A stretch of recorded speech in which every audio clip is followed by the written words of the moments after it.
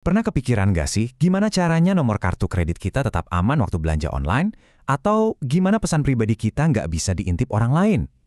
Jawabannya ada di sebuah kekuatan tak kasat mata yang namanya kriptografi. Nah, dalam beberapa menit ini, kita bakal bedah rahasia di balik si pengawal digital yang melindungi kita semua setiap hari.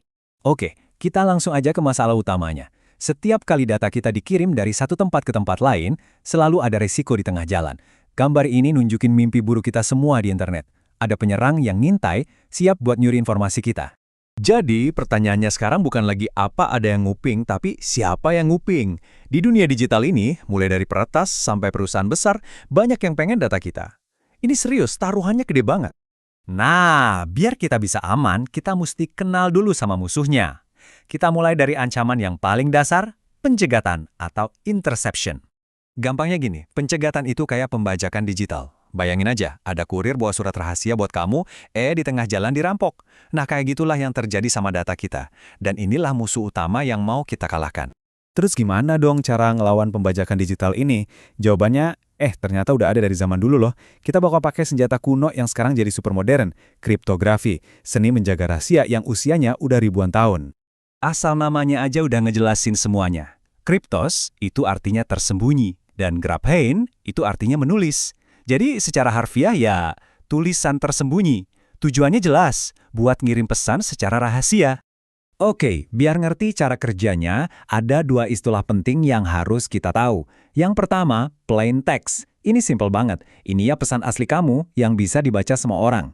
Nah, lawannya atau tamengnya itu ciphertext. Setelah plain text kamu dienkripsi, pesan itu berubah jadi tulisan acak-acakan ini. Buat si penyerang, tulisan ini ya cuma kelihatan kayak omong kosong, nggak ada artinya sama sekali. Prosesnya itu sebetulnya simple, tapi keren banget. Coba deh lihat alurnya. Plain text, pesan asli kamu, dikunci lewat proses enkripsi, terus jadi ciphertext yang aman. Nanti di tujuan, si penerima pakai kunci yang pas buat dekripsi, dan pesan kamu balik lagi utuh. Sederhana kan? Tapi ya inilah yang bikin internet kita aman. Yuk kita coba time travel sedikit buat lihat contoh nyatanya. Bayangin kita lagi di Yunani kuno, sekitar 400 tahun sebelum Masehi. Nah, kenalin nih Skytail. Ini bisa dibilang salah satu gadget mata-mata pertama di dunia. Para jenderal Sparta yang jagoan itu pakai alat ini buat ngirim perintah rahasia di medan perang. Caranya jenius banget.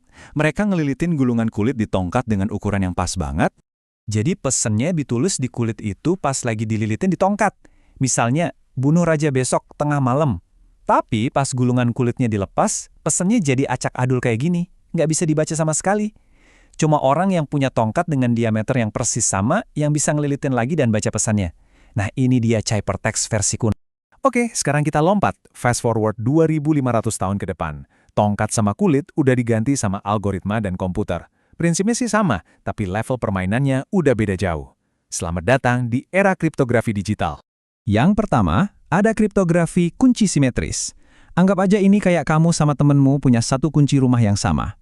Si Paul pakai kunci itu buat kunci pesannya, dan si Jane pakai kunci yang persis sama buat ngebukanya. Cepat, efisien, tapi yaitu, kamu harus cari cara aman dulu buat ngasih kuncinya ke temenmu. Berikutnya, kriptografi kunci publik atau asimetris. Nah, kalau ini lebih kayak kotak surat.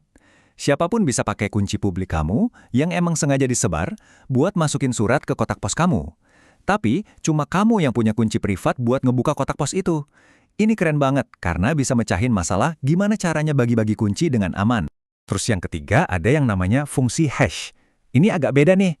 Fungsi hash itu ngambil data kamu, terus menciptakan semacam sidik jari digital yang unik buat data itu. Prosesnya cuma satu arah, nggak bisa dibalikin. Jadi ini bukan buat nyembunyiin pesan, tapi buat mastiin kalau sebuah file atau pesan itu nggak diubah-ubah.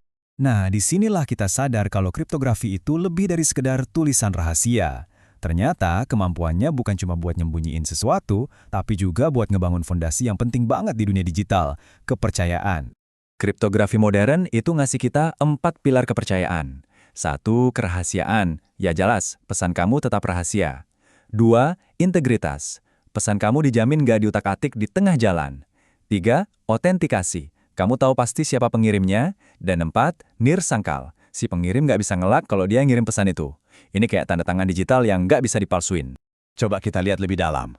Waktu ada penyerang coba ngubah data di tengah jalan, nah, prinsip integritas inilah yang jadi pelindung kita.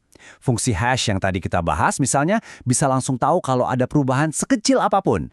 Terus, gimana kalau ada penyerang yang coba malsuin data atau pura-pura jadi orang lain?